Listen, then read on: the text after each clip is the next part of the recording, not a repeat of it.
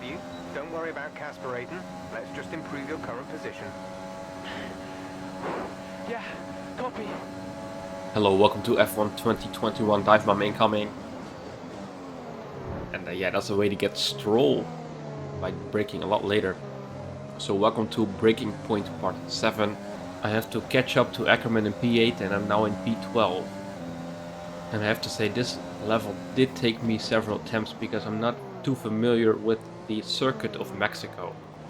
Although it is a pretty fun track, it's just kind of difficult to get on the power sometimes out of the slow turns. And then here through the S's. I did become better, I think. This is a pretty good section of the track. Just not getting DRS on Vettel yet. But by braking very late I can gain some time on him. So it's kind of ironic how it's called Breaking Point.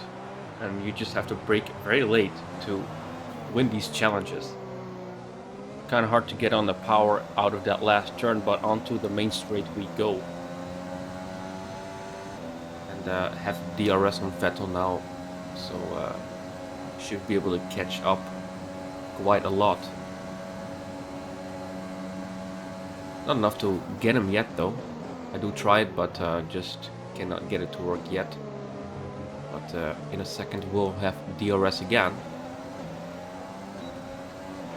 And seemingly kind of far away from him still. But by putting in some nice braking action I'm able to get him. I stay within the track limits, which is great. And I push Vettel wide, so I got the position. Okay, so now on to Giovinazzi, who is actually a back marker at this point. So in the next lap I finally get past him onto turn 1. And there's Bottas in front of me now, as you can see. And funnily enough, he is on the hard tire in P10.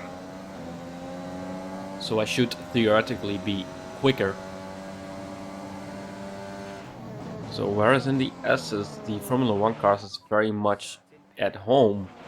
In the stadium section it's really much less at home because yeah, it's just terrible to drive kind of around here. Just too slow turns, hard to get on the power, hard to get the car turning at all. Which may be due to the standard setup, because the standard setup has the anti-roll bar set very stiff. And once again onto turn 1, braking very late, compromising my run through the first turns actually.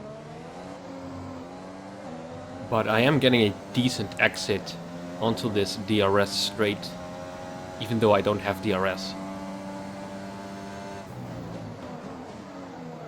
But I did get better and better, luckily. As you can see, I'm now pretty close behind Bottas.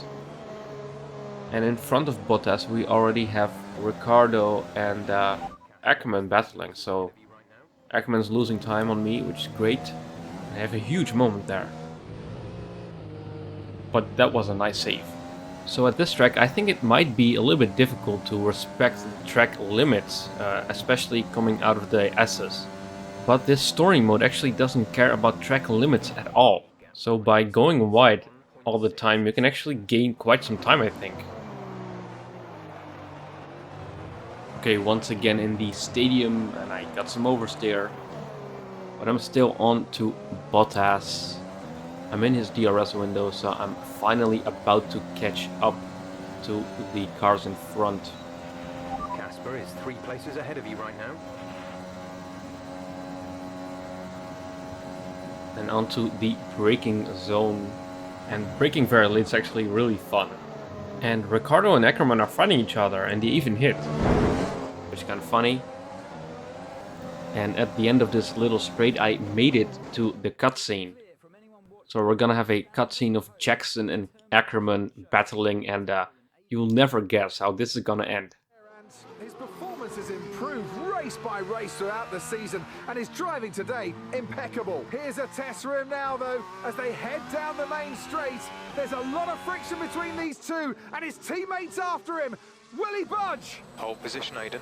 Oh, I've never seen anything like this on a racetrack before. 2 teammates wheel to wheel. Keep it clean. Inches separating them and they crash. Oh, they've come together in spectacular style, and they're both out of the race. I should fire you both right here and now.